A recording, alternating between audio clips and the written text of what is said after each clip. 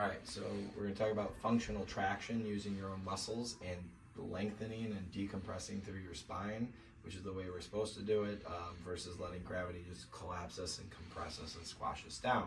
Most people lose height as they age, but most of that height by a long shot is from just that, the postural collapse, and we can actually reclaim those inches by stretching tall, and this is actually in place of some kind of traction table, inversion table, anything like that, because we really don't need that if we get our muscles working for us.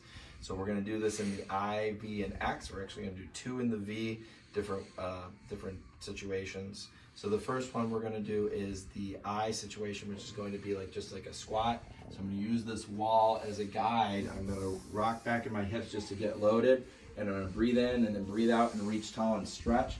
And then unlike the flows, we're going to just kind of hold that a bit, and I'm going to keep stretching tall through the crown of my head, and I'm going to think about lengthening my neck here too, because I want my shoulder blades down, not up in my ears, and I want to just keep breathing and getting taller and taller, and I'm keeping my hips grounded back and my chest up and forward towards the wall, but I'm looking straight ahead. And as I'm going, I can kind of wiggle side to side into the V here. This is one of the V's.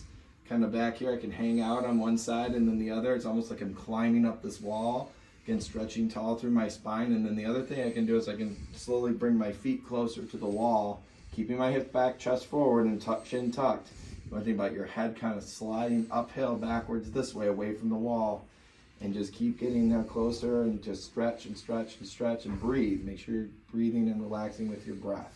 The other way that we can do this is if we think about kind of coming up this way. So I'm coming over and up. This is the elevator here. So this is kind of the V, versus our X is going to be coming across this way.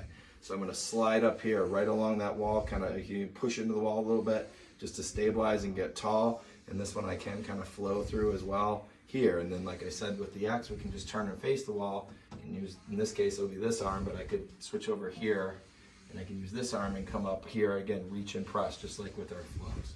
And that's how we can kind of think about functionally tractioning our bodies, which we can even incorporate into something like that overhead boulder roll, where we were kind of working through that reaching. Okay.